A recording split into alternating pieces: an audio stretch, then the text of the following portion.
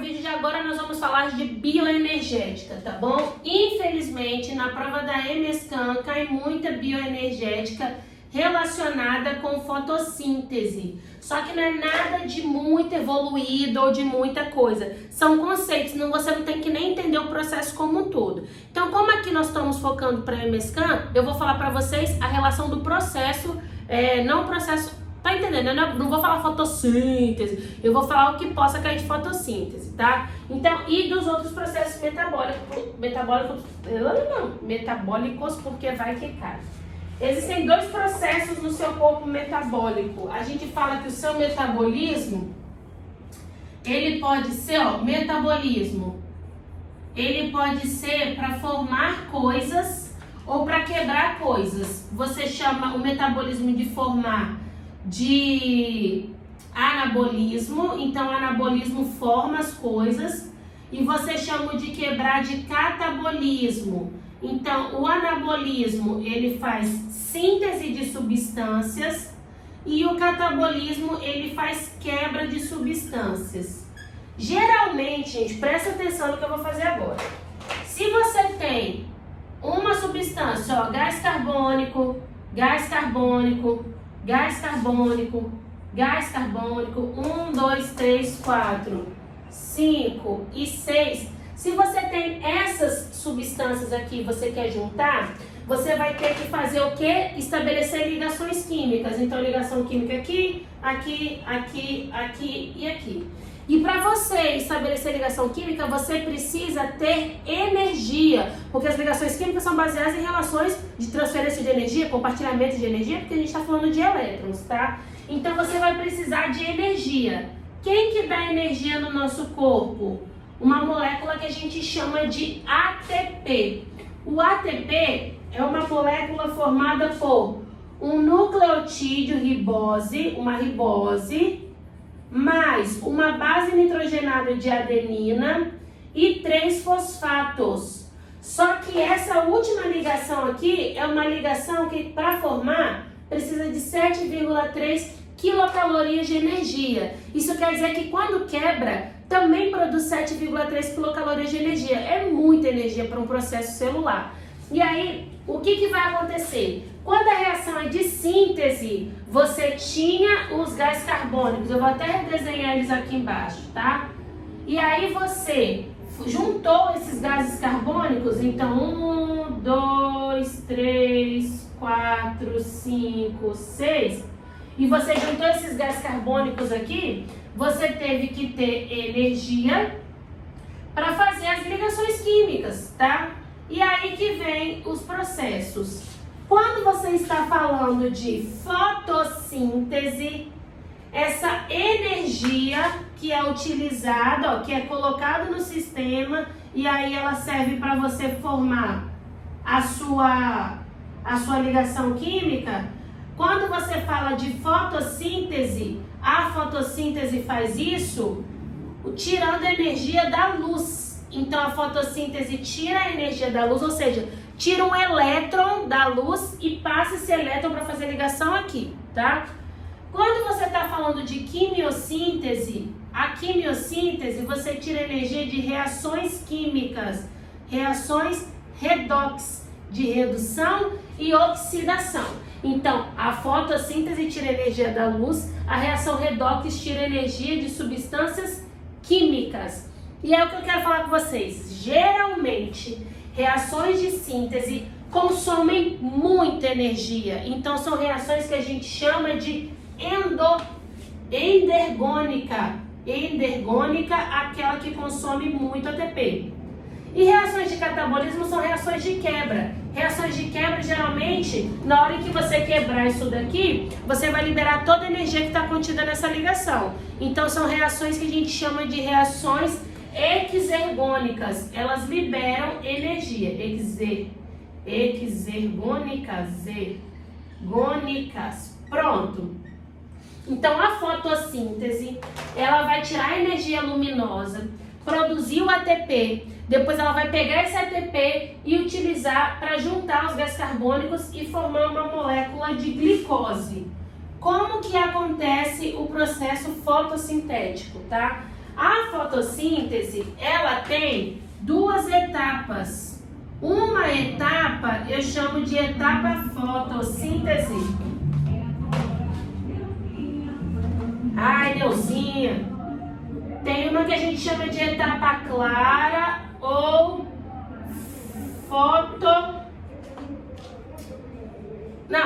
reação clara ou luminosa. E você tem a etapa escura ou fotoquímica. Tá? Qual o objetivo da etapa clara? Olha só, a glicose é um carboidrato C6H12O6. Então, 6 carbonos, 12 hidrogênios e 6 oxigênios. Aqui, quando eu junto gás carbônico com gás carbônico, eu só estou juntando carbono e oxigênio.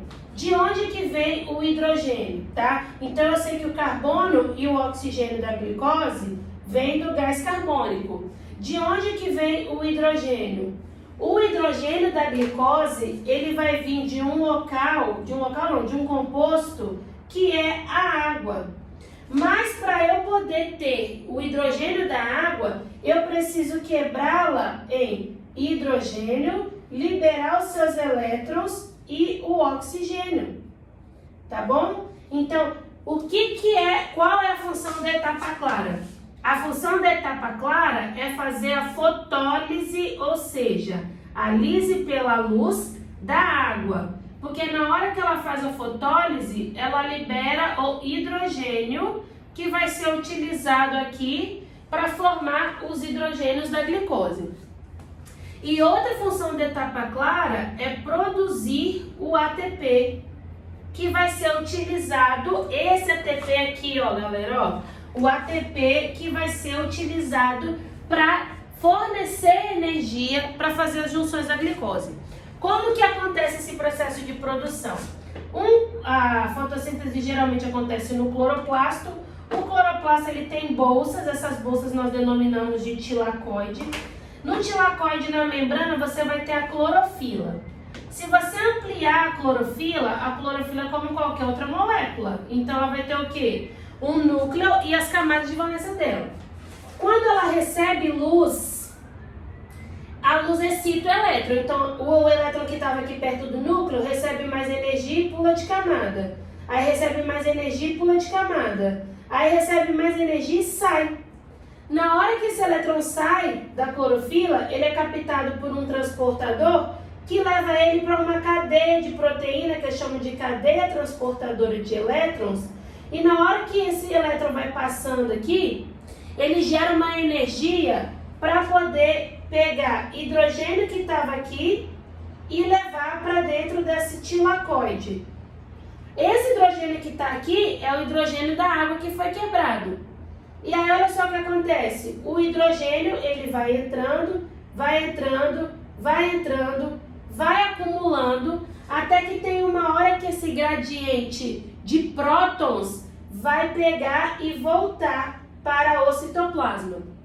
Quando esse próton voltar para o citoplasma, ele volta por uma proteína que eu chamo de ATP sintase, ou ATP sintetase, ou sintetase do ATP, né? Que dá a ideia de formação de ATP e vai produzir o ATP, tá? Então presta bem atenção, qual a função da clorofila na fotossíntese? É a clorofila que perde o elétron, que vai passar pela cadeia transportadora, criando um gradiente de prótons, e quando esse próton fizer a movimentação entre a membrana do tilacoide, ele vai produzir o ATP, tá?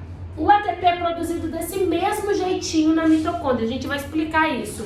Só que na mitocôndria, de onde que vai vir o elétron que vai passar por uma cadeia transportadora, fazer todo o gradiente de prótons e voltar para a mitocôndria? Vai vir da quebra da glicose, a gente já vai falar isso. Mas a ideia é o seguinte, quando você está falando do próton, o próton ele vai fazer esse processo de movimentação de matriz o estroma do cloroplasto para dentro do tilacoide e depois voltar para o estroma, só porque vai ter um elétron passando aqui. E ele volta pela ATP sintetase e acaba produzindo ATP. Então a função da etapa clara da fotossíntese é produzir o ATP, que vai ser utilizado na fase escura. E a função da fase escura é simplesmente união dos carbonos, tá? Então é a união dos carbonos. E aí vai juntar carbono com o hidrogênio produzido na etapa clara com o ATP como fonte de energia. O ATP que foi produzido pela própria planta, por isso que a gente fala que a planta ela é autotrófica, ela produz a própria glicose, tá bom? E aí o que vai acontecer?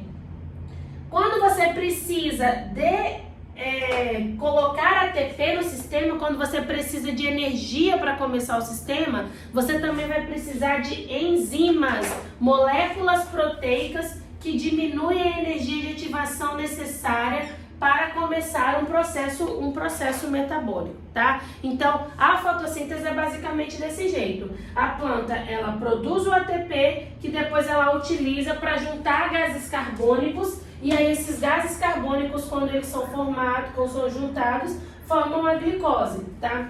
Para que a planta faz isso e por que a gente utiliza a glicose? A glicose, ó, agora eu vou apagar o processo fotossintético. A quimiossíntese é a mesma coisa, tá? Só que a quimiossíntese, ela faz isso utilizando elétrons de reação redox, não elétron da clorofila, não. Ah, tá. Camila, qual que é a função do elétron da água? O elétron da água, ele tem a função de devolver o elétron que a clorofila perdeu. Vamos para frente.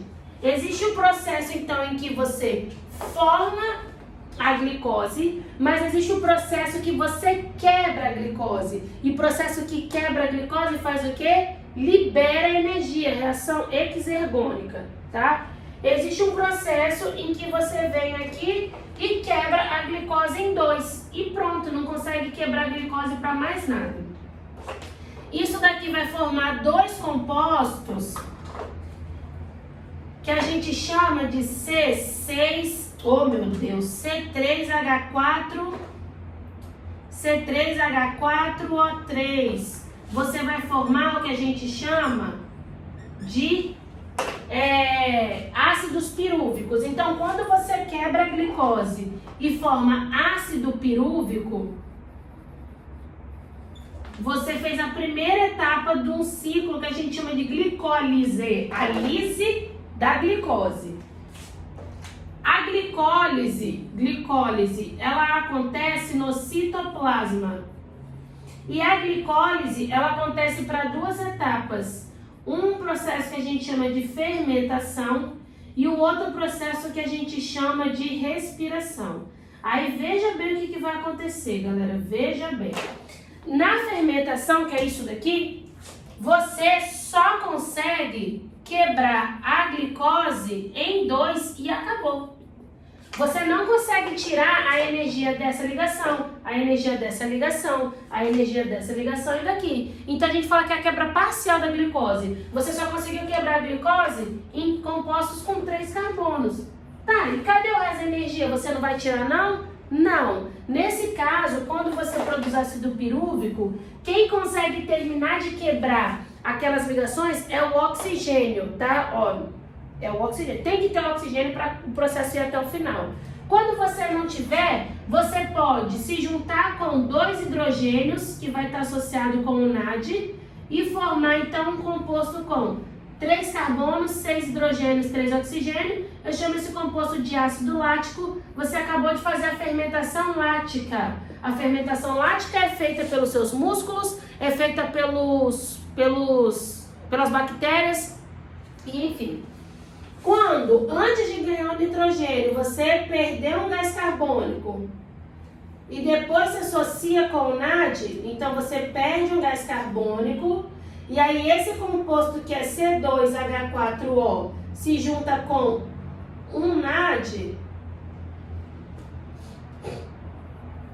Aí você vai formar um composto que é C2H6O. O nome desse composto é etanol. E aí você fez fermentação que a gente chama de fermentação alcoólica. Feita por fungo, a gente utiliza na bebida, a gente utiliza na indústria panificadora porque esse gás carbônico vai aerar o pão, vai fazer com que o pão ele fique cheio, tá bom? Então isso é a fermentação. A glicólise só tem a capacidade de liberar energia para formar 2 ATPs de saldo. Produz 4, mas gasta 2, então 2 ATPs de saldo, o que sobra. Mas tudo bem, isso é a fermentação. Quando o oxigênio surge no ambiente, o oxigênio ele fala, tá bom, você pode quebrar isso tudo que eu vou ficar com o seu elétron final. O oxigênio passa a ser o que a gente chama de aceptor final de elétron. O elétron que vai ficar sobrando, não vai mais ficar sobrando. Pode dar pra mim, o oxigênio fala, que eu fico com ele. E aí, nesse processo, quando você pode começar a quebrar o oxigênio, a glicose até o final, sabendo que vai ter oxigênio para receber lá o elétron dela, você chama isso de respiração celular. Como que funciona a respiração celular? Na hora que você quebra aqui, pela glicólise, você não forma 2 compostos de 3 carbonos? Então você vai formar esse composto aqui, ó. Assim, ó. Assim. E mais um composto assim. Então você vai formar 2 compostos de 3 carbonos. Aí você vai ter depois uma etapa que eu chamo de acetilação. E a acetilação vai quebrar de novo. E aí você vai formar isso daqui, ó. Vai liberar um gás carbônico e vai continuar com um composto de 2 carbonos que eu chamo de acetil. Aí depois você vai ter o ciclo de Krebs. O ciclo de Krebs no final vai quebrar isso daqui. E aí no final, o que aconteceu aqui? Você pegou essa glicose e quebrou ela todinha.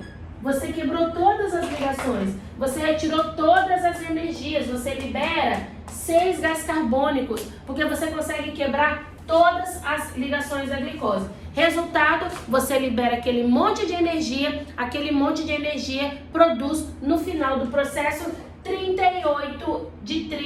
a 38 ATPs, depende do tipo de contagem que você está fazendo. A contagem mais otimista, 38, a contagem mais pessimista, 30 ATPs, mas gente, de 15 a 18 vezes mais, 19 vezes mais do que a fermentação que só produz 2 ATPs. Por que isso daqui é possível? Por que a quebra total da glicose e liberação de toda a energia que ela tem é possível? Porque lá no final do processo você vai ter o oxigênio. Qual a função do oxigênio no processo de respiração? Ser o aceptor final de elétrons. Aceptor, aquele que recebe. Final, acabou o processo nele, de elétrons. Ele vai pegar o elétron, ficar com ele. E quando o oxigênio pegar o elétron no final, esse elétron vai ser importante para ele se juntar com uma molécula de água e formar, adivinha, H2O. Quem que vai dar energia? Aquele elétron bem fraquinho que vai ficar passando pela cadeia transportadora de elétrons. Então, gente, presta bem atenção no que eu estou falando com vocês. A respiração é considerada um processo de quebra total da glicose, quebra todas as ligações e consegue tirar toda a energia da glicose. A fermentação retira pouca energia porque ela é uma quebra parcial da glicose. Você só quebra a glicose no meio, não consegue tirar a energia dessas duas, nem dessas 2 ligações aqui. No final você forma subprodutos que ainda têm ligações químicas que poderiam ser utilizados para quebrar a energia. Planta faz, por que a gente produz, quebra a glicose? Para poder ter ATP. E a formação do ATP vai ser utilizada para você fazer processos metabólicos. Então, respirar pulmonarmente, fazer contração muscular, bombas, né? Bomba de cálcio, bomba de sódio e potássio.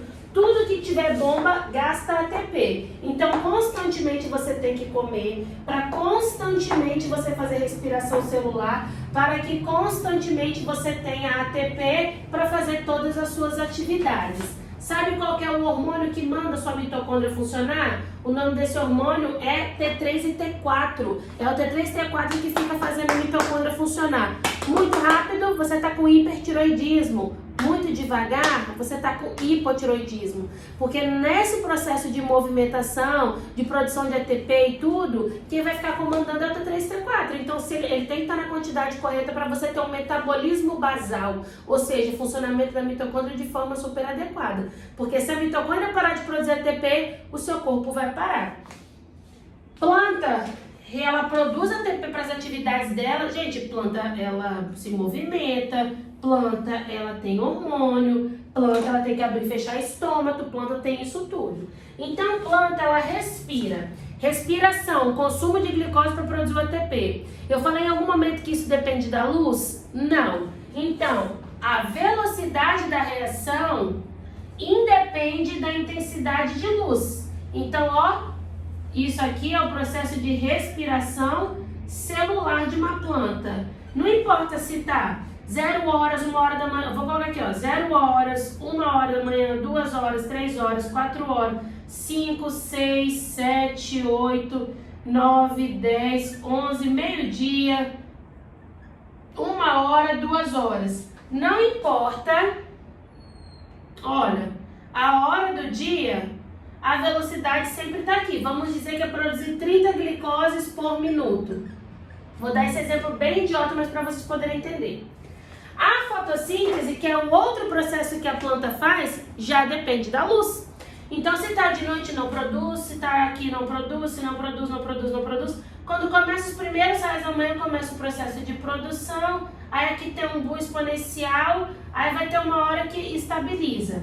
O que eu estou querendo dizer? 1 hora da manhã, 0. 2 horas da manhã, 0. 3 horas da manhã, 0. 4 horas da manhã, você já começa a produzir 5 glicoses por minuto. 6 horas da manhã, você começa a produzir, por exemplo, 10 glicoses por minuto. Mas quando você chegar aqui, por exemplo, 7 horas da manhã, você está produzindo 25 glicoses por minuto. Quando chegar aqui, sei lá, umas 7h30, você está produzindo 30 glicoses por minuto. Quando você chegar nas 8 horas, você passa. Então, você está produzindo aqui cerca de 40 glicoses por minuto. Tá?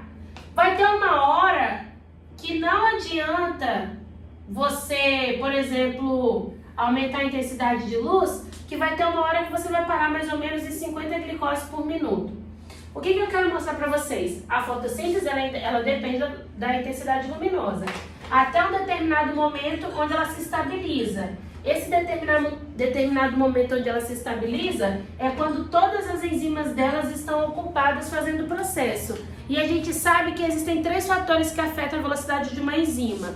Concentração do substrato, né? Porque lembra que a fase clara produz o substrato que vai ser utilizado na fase escura? Não adianta fazer 1 milhão de fases claras se eu não tenho 1 milhão de rubiscos para fazer as reações químicas. Se eu tenho só 5 rubiscos e produzo 300 produtos na fase clara, pra quê? Né? Eu vou ter que fazer 5, depois utilizar 5 produtos. Isso eu vou ter que fazer 60 vezes até consumir os 300 produtos da fase clara. Então tem uma hora que a produção da fase clara não interfere mais na velocidade de fotossíntese, porque você tem todas os rubiscos ocupadas. É o ponto onde a luz satura as enzimas, ou seja, coloca as enzimas na carga máxima de trabalho. Ponto de saturação luminosa.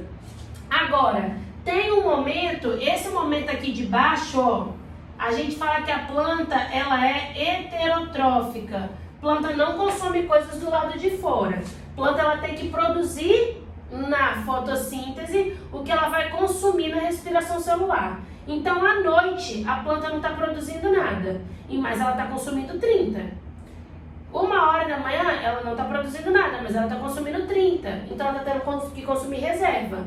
2 horas da manhã, ela não produz nada. 3 horas da manhã, ela não produz nada e está consumindo 30. 4 horas da manhã, ela começa a produzir 5 glicose, mas ela ainda está consumindo 30. Então, ela está consumindo mais do que ela produz. Resultado, se a planta continuar nesse processo, ela vai entrar num declínio e ela vai morrer. Quando que a planta começa a entrar no saldo positivo? A partir desse ponto aqui, que eu chamo de ponto onde a luz compensa a respiração, ou ponto de compensação fótica. O ponto de compensação fótica é o ponto onde olha aqui, fotossíntese, está produzindo 30 glicose por minuto. Respiração, consumindo 30 glicose por minuto. É onde toda a sua produção está compensando, ou ponto de compensação. Sua produção está compensando o seu consumo. Então, nesse pontinho preto, que a gente chama de ponto de compensação fótica, é onde a planta está produzindo a mesma coisa do que ela consome. Essa planta vai crescer? Não. Ela vai morrer? Não. Ela vai ficar só vivendo, tá bom? Agora, quando essa planta ultrapassar, aí ela vai produzir mais do que ela consome. É a hora que a planta passou do ponto de compensação fótica e ela está tendo reservas, tá? Então ela está acumulando, porque vai ter uma hora da vida dela que ela vai ser heterotrófica. Então, planta no geral é autotrófica sim, porque a maioria das plantas, se as condições estão todas ideais, elas passam o ponto de compensação fótico e produz mais do que ela consome. Mas tem certos momentos que uma planta é considerada um organismo heterotrófico. Um deles é quando ela está abaixo do seu ponto de compensação fótica, o outro é quando ela é semente, né? Porque semente ainda não tem folha para fazer fotossíntese, fica consumindo a substância nutritiva que a planta armazenou naquele local. Com isso a gente termina essa parte de bioenergética. Acho que eu falei tudo. Falei. E agora a gente vai passar para o outro nível, o outro vídeo dessa mesma semana. Beijo, tchau galera!